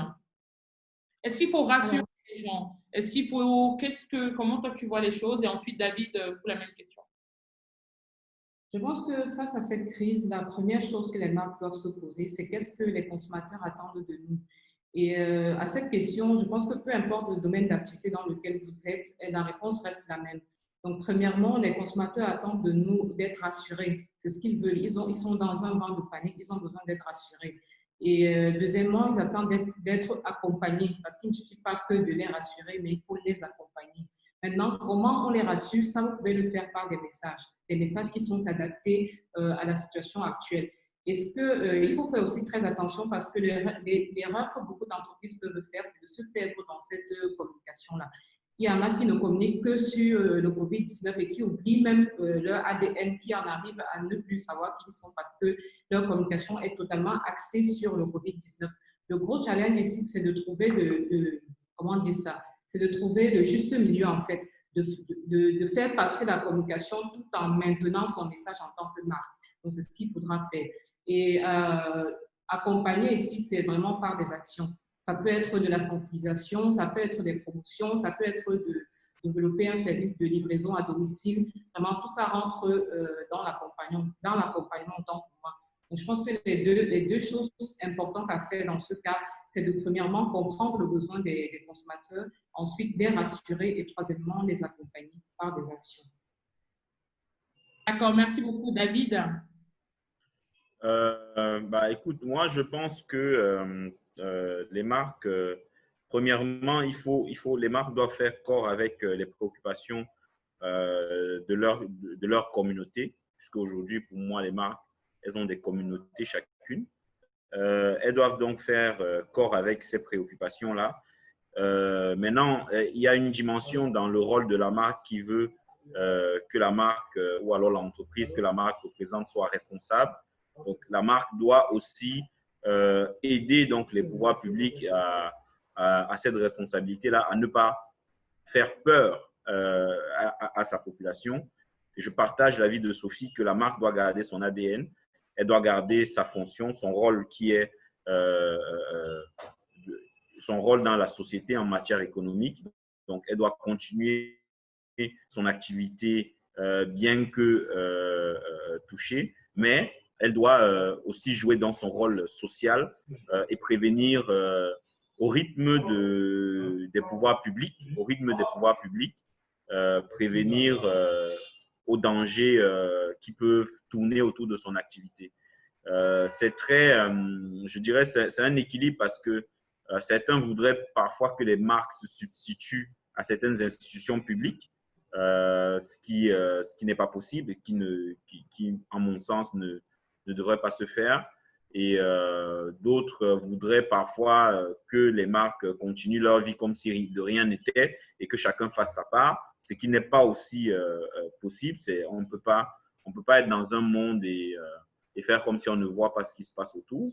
Donc, je pense qu'il faut avoir un équilibre, garder son ADN et continuer en rassurant sa population, en rassurant sa communauté et en donnant toujours, en essayant de donner le meilleur service qui soit. Ça, c'est un des principaux motifs que les marques doivent conserver dans ce type de situation.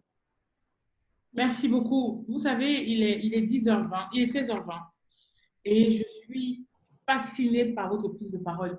Franchement, moi, je note depuis là, je me sens blow out, comme on dit en anglais. Je voudrais vous dire d'abord merci avant de continuer. Vos prises de parole sont juste exceptionnelles. Alors, je vais poser une question et la personne qui veut prendre la parole va juste me soulever la main et puis va enchaîner. Alors, quelles sont les 3 tendances qui, selon vous, sont nées ou ont été amplifiées par le Covid? Moi, j'ai personnellement l'impression que, pour vous dire, j'ai voulu même regarder ce secteur de plus près, c'est la livraison à domicile. Je crois qu'il y avait des services qui existaient comme ça, on ne prêtait pas trop attention, mais j'ai l'impression personnellement que le Covid a fait qu'aujourd'hui, on recherche peut-être un coursier, on recherche peut-être l'entreprise, par exemple, pour aller déposer un colis chez papa parce qu'il est âgé, donc on veut limiter le risque de contagion. Quels sont selon vous les 3 qui sont nées ou ont été amplifiées durant le Covid-19? Est-ce qu'il y a une personne qui peut prendre la parole? Sophie? Oui, je pense que durant cette période de pandémie, le digital a beaucoup pris de l'ampleur. C'est vrai que c'était déjà sur une pente ascendante, mais on constate quand même qu'il y a eu comme un boom en fait, parce que les gens ça part du fait que les gens sont un peu plus souvent chez eux, tout simplement, et ils sont plus scotchés sur leur téléphone. On a vu par exemple une application comme TikTok qui existe depuis 2016, mais on a l'impression qu'elle a été redécouverte en 2020 en fait. Et pourtant, elle est là depuis septembre 2016. Mais le fait que les gens soient chez eux, ils ont besoin, ils cherchent des idées pour créer pour des contenus créatifs et tout, et ils se mettent sur le digital. Je pense aussi que la télévision, quelque part, l'audience de la télévision a quand même augmenté. Parce qu'aujourd'hui, les gens sont chez eux et puis ils s'ennuient, comme on a dit tout à l'heure, et ils peuvent regarder la télévision. Donc, toutes les marques qui aujourd'hui mettent leurs spots, si vous ciblez des heures stratégiques ou non, même, je pense que vous pouvez avoir une bonne audience. Et la troisième chose, c'était aussi, comme vous avez déjà mentionné, la livraison à domicile. Ça aussi, c'est devenu un incontournable parce que les gens ont peur de sortir, ils sortent un peu moins. Donc, du coup, ils ont besoin que les marques viennent à eux pour pouvoir leur donner les produits dont ils ont besoin. Donc, ça, c'est vraiment mon point de vue. Merci beaucoup, Sophie. Aline? Oui, j'allais juste rajouter quelque chose, c'est-à-dire d'un point de vue beaucoup plus large, j'allais rajouter la santé, qui est quelque chose qu'on a quand même, comme je le disais dans mon propos initial, on allait chez le médecin pour des raisons critiques. On est déjà en phase critique. Et pire encore, même au niveau, parce qu'on parle des marques, mais on n'a pas parlé de la marque État. Et la marque État a dû jouer beaucoup de fonctions. Et la marque État est beaucoup liée, en fait, à cette dernière tendance qui, pour moi, est même la capitale, c'est la santé. C'est-à-dire, elle a remis en question la définition de nos budgets, la redistribution de nos charges économiques et même au niveau du gouvernement, de se dire, OK, qu'est-ce qu'on modifie, en fait? Et désormais, on sait qu'il est important d'avoir un système de santé solide. Et ça, c'est quelque chose à travers le monde et reconnu même par tous les États qui a été délaissé. Les métiers de médecine, c'était pas pour tout le monde. Très peu de personnes ont été orientées. On est là, on est assis, on a beaucoup fait marketing, à part Lovelyne qui a fait biochimie. Et d'ailleurs, elle est revenue vers le marketing pour montrer en fait comment est-ce que les tendances métiers ont évolué avec le temps. Et là, en fait, le coronavirus nous apprend à revenir également sur ce secteur qui est très important, qui est la santé en plus, donc du digital et tous les services digitaux autour, et des home services, comme on dit souvent en anglais, household. Et puis après...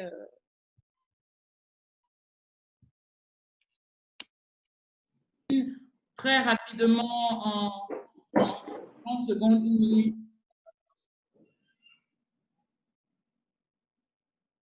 Ton micro est coupé, Lovelyne. C'est bon?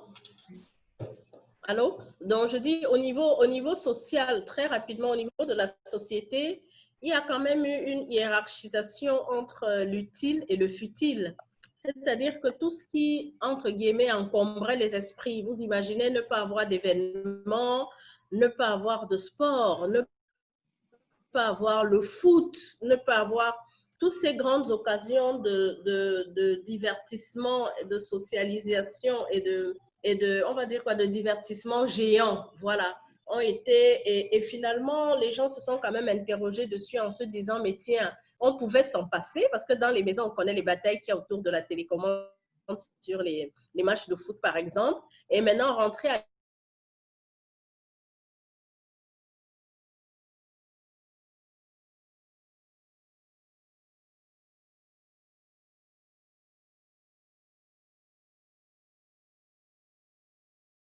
s'arrêtait souvent sur English Club, sur Science TV, sur Voyage ou Planète, etc. Le contenu éducatif était le parent pauvre et on était tous plus ou moins sur le divertissement. La deuxième chose, c'est les métiers. En revenant à la maison, on est redevenu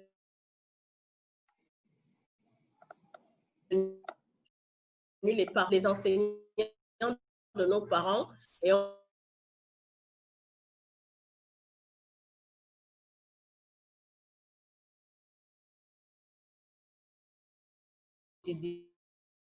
ça fait longtemps qu'on n'a pas remercié ces corps-là, qui sont de véritables héros, l'enseignement et la médecine.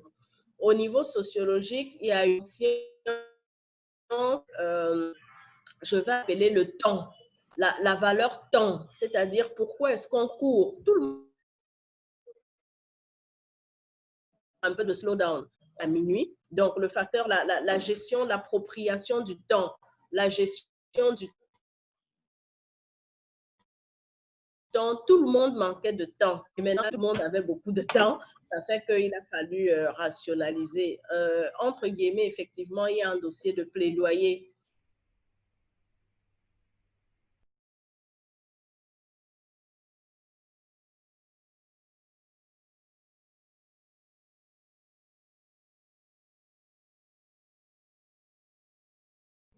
Voilà. Merci beaucoup. Merci. Alors, ma seconde, vous m'entendez? Ouais. Bien. Mon autre question, sachant qu'il reste 3 minutes, mais ma foi, on va essayer de pousser 10 minutes si vous nous permettez. Quels, selon vous, a été les 3 temps stratégiques de cette crise au Cameroun? J'ai envie de t'entendre dessus, Thierry. C'est-à-dire à quel moment on a compris ce qui se passait, à quel moment il y a eu des mécanismes peut-être d'aide, et à quel moment on a décidé de s'adapter à ce que sera peut-être notre vie Covid-19. David disait qu'on fera le bilan en décembre. Donc, peut-être que tu me diras qu'on n'a pas eu les 3 temps stratégiques, mais est-ce que tu en as vu? Bon, honnêtement, j'ai une déformation. J'aime pas trop m'épiloguer sur tout ce qui paraît un peu théorique comme ça. Je vais aller vraiment sur comment ça sort comme ça sort. Hein. Premièrement, je pense que moi, de mon observation, c'est l'action gouvernementale qui décidait. Je veux dire que je ne vois pas un entrepreneur qui aurait fermé ses portes, qui aurait arrêté sa chaîne, tant que le gouvernement, je veux dire, c'est ça la nature, c'est ça, les entreprises aussi ont une nature, comme je disais tout à l'heure, je parlais de nature, mais il ne faudrait pas que l'appréhension théorique ou bien perceptuelle essaie de nous flouter un peu. À la fin de la journée, dans 6 mois, si Sophie ne se prépare pas, les concurrents vont grappiller ses parts de marché dans son cœur de métier. Si elle continue à se focaliser sur Bateau quand tout ceci est passé et qu'elle ne prend pas compte qu'en fait la vie est à la normale, ses concurrents vont grappiller ses parts de marché. Je peux te garantir ça. Donc, ce que je peux dire, c'est qu'au Cameroun, c'était l'action gouvernementale. Je pense que c'était mi-mars. Avant ça, il y avait beaucoup de...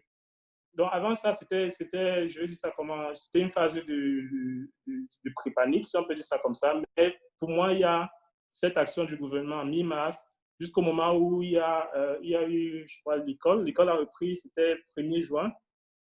Donc, entre mi-mars et 1er juin, il y a comme une phase de pseudo-confinement, je peux dire ça comme ça. Ça a été valable beaucoup plus. Je pense que le secteur qui a été le plus impacté, c'était l'éducation.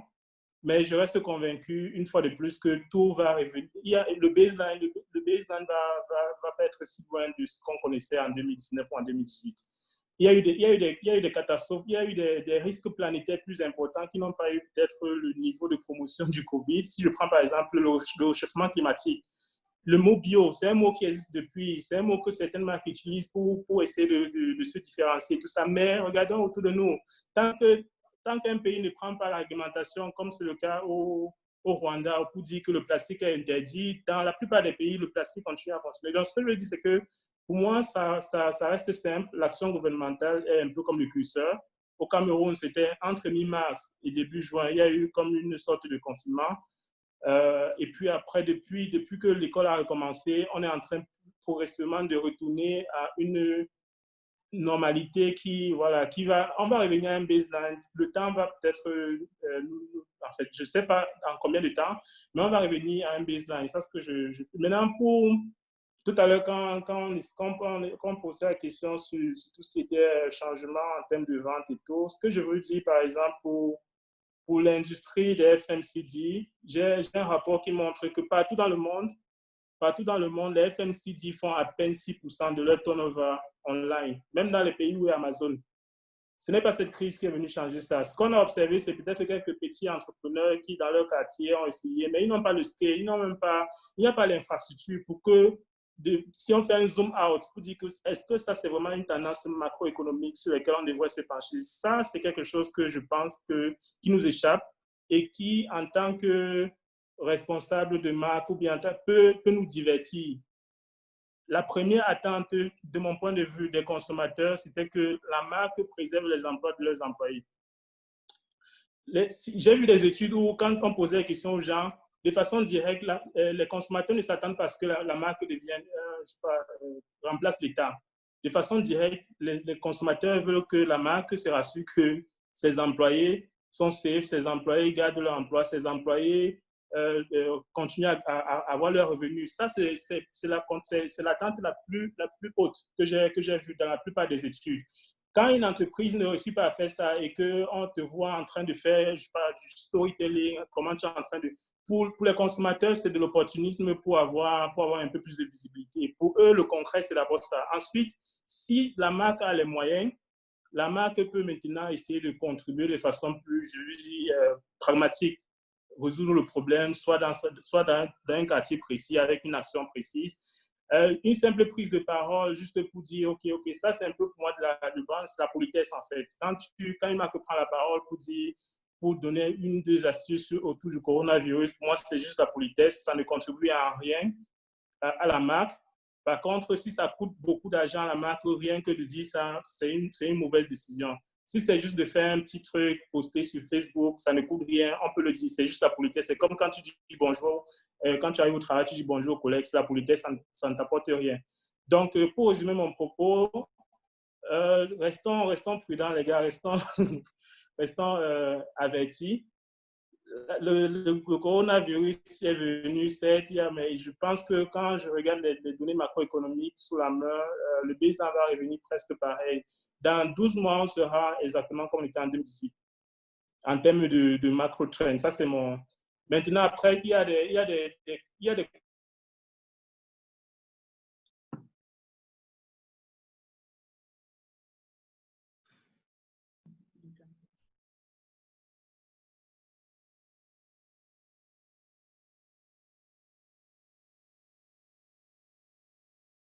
gestes barrières et que 99% n'adoptent pas.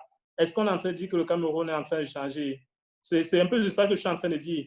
Il y aura toujours des foyers de personnes plus conscientes qui vont adopter tout, mais l'ouverture macro de ce truc-là nous donne notre perspective. C'est ça, en fait, que je suis en train de... C'est ça que je veux souligner du doigt. Merci Thierry. On donne la parole à Yves pendant 1 minute et ensuite on va aller vers les 3 dernières questions et clôturer notre échange.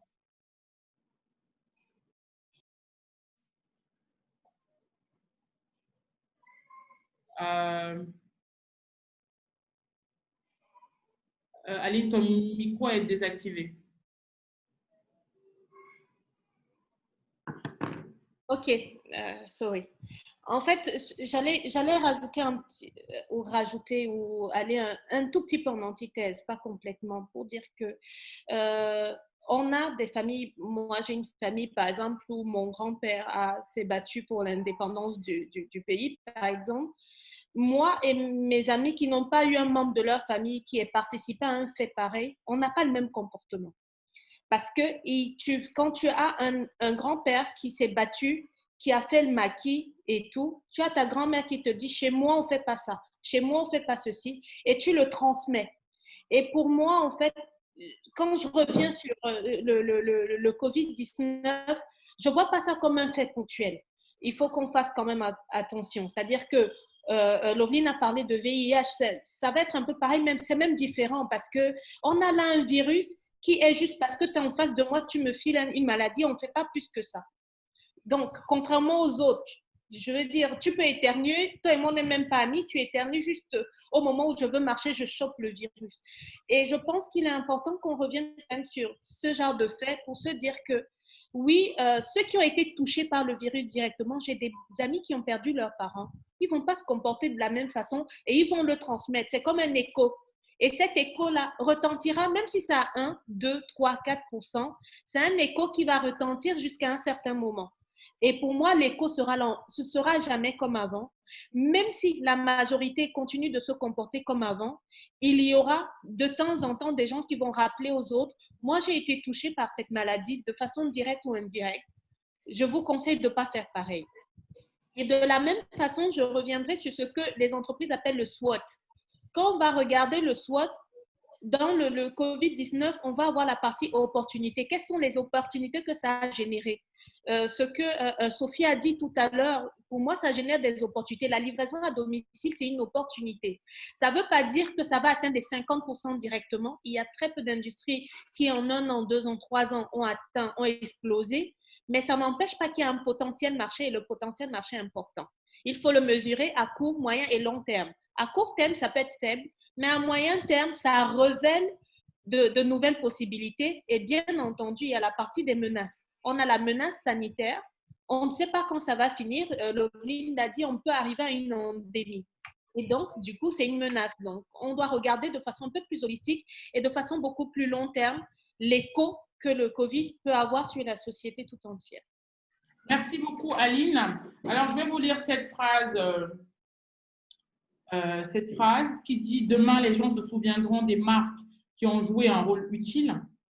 Si vous n'avez rien d'utile à raconter, ne faites pas de bruit et restez silencieux. » Alors, je vais me tourner vers le brand manager de Yup pour me dire ce que cette phrase lui évoque et si, selon lui, au Cameroun, est-ce qu'une marque doit prendre la parole? Enfin, tu as un peu parlé de ça tout à l'heure quand tu parlais de marque, de marque État. Qu'est-ce que cette phrase, en tout cas, t'évoque? Alors, je reconnais les termes. Effectivement, je le pense et justement, une marque, pour moi, lorsqu'elle doit prendre la parole sur une situation comme ça, pour une des raisons qu'Aline a évoquées, dans sa communauté, il y a des personnes qui ont été atteintes, qui ont été touchées, qui sont peut-être en train de faire la maladie. J'aime souvent dire aux gens de mon entourage que lorsque quelqu'un vient vous soumettre un problème, si vous ne pouvez pas lui apporter une solution, taisez-vous, écoutez simplement. Simplement, c'est tout. Donc, c'est un peu le même paradigme utilisé dans cette citation pour dire que une marque, lorsqu'elle veut prendre la parole sur ce genre de sujet très sensible et très clivant, il faut qu'elle dise quelque chose d'utile. Il faut qu'elle apporte quelque chose, il faut qu'elle apporte sa modeste contribution, même si c'est un conseil. Il faut pas qu'elle vienne créer la panique, il ne faut pas qu'elle vienne créer la confusion. Donc, j'interpellais là à la responsabilité des marques et je trouvais parfois que certains faisaient dans l'émotionnel. Une marque n'est pas émotionnelle, elle ne doit pas être émotionnelle, elle doit comprendre les émotions de sa communauté, mais elle-même, elle ne doit pas faire dans l'émotion, sinon à un moment donné, ça fait cacophonie, en tout cas à mon sens, de mon point de vue. Et donc voilà, c'est ce que ça m'évoque. Alors, ça va, il nous reste 2 minutes, après ça va se couper, je suis désolée. On a pris beaucoup de temps et on ne peut pas faire plus. Je suis bien là. Donc, Sophie, je pense qu'il y a Lovelyne. Oui, mais en fait, ça va couper dans 2 minutes. Donc, malheureusement, il y a un timing qu'on ne peut pas dépasser. Donc, ma dernière question, plus ou moins à Sophie, et elle va pouvoir revenir dessus, sur l'aspect marque. Et quel a été l'impact du digital dans votre manière de communiquer? Parce que le digital a été les opportunités, les réseaux sociaux ont été une opportunité pour les marques et ont eu beaucoup d'impact durant cette période parce qu'il y a quasiment plus de BTL. Lovelyne ne dira pas le contraire. Donc, est-ce que tu peux revenir dessus, Sophie, en 30 secondes? Et ensuite, je vais demander à David pourquoi Yup, qu'on a beaucoup vu sur le outdoor, sur tout ce qui est BTL, a choisi récemment de se tourner vers une action plus digitale. Voilà, Sophie. Donc, il faut dire que le digital a été un point très, très stratégique dans notre communication pour ce qui est de la lutte contre le coronavirus. Et nous avons mis sur pied des façons originales de communiquer parce qu'il est important de pouvoir, comme je disais, adapter son message à sa communauté. Déjà, Batos, c'est une marque qui est adressée à la famille, par exemple. Il était important pour nous de trouver des messages qui sont adaptés, des messages qui correspondent à notre cible. Donc, ça a été un point très important dans notre campagne de sensibilisation digital. Merci beaucoup, David.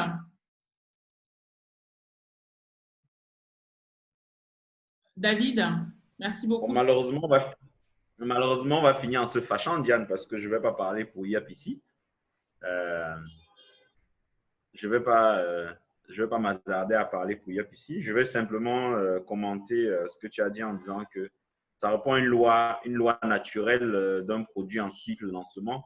Je pense que tous les professionnels ici pour l'industrie que je représente comprendront qu'il faut recruter à un moment donné et après, il faut commencer à accompagner ces personnes recrutées dans une transformation. Donc, je pense, en tout cas, en tant que professionnel du marketing, que ce phénomène peut s'observer chez n'importe quelle marque, aussi bien chez Yup que chez d'autres personnes. Je ne pourrais pas dire plus sur les raisons internes qui pousseraient Yup à faire tel ou tel, sachant qu'on est toujours sur le terrain, on est avec les équipes. Oui, en outdoor, on est peut-être pas présent en ce moment pour une raison simple, c'est qu'on n'a pas une campagne commerciale en ce moment. Et donc, voilà, et, on sait toucher nos clients autrement. Donc, on est toujours là, envie positive. Merci beaucoup. Alors, je vais demander à chacun de dire brièvement en 10 secondes un dernier mot, parce que ça va couper et je ne voudrais pas que ça coupe en queue de bois. Tout en vous remerciant, mais vraiment, Metchoum, Tayou, Loveline, en vraiment 10 secondes, parce qu'il est 16h43 et à 16h44, ça va couper. Je vous donne la parole. Ton micro est coupé. Peut-être que vous devriez ouvrir votre micro à tous. Moi, je dirais vivez positif, il est 44. Merci. Thierry, Sophie, avant que ça coupe, tout en remerciant toutes les personnes qui ont participé aujourd'hui à notre webinaire. Moi, je dirais juste merci de m'avoir permis de participer à cette discussion. C'était d'ailleurs très intéressant. J'espère qu'il y en aura d'autres et qu'on pourra aussi participer, même si c'est en tant que… Bon, il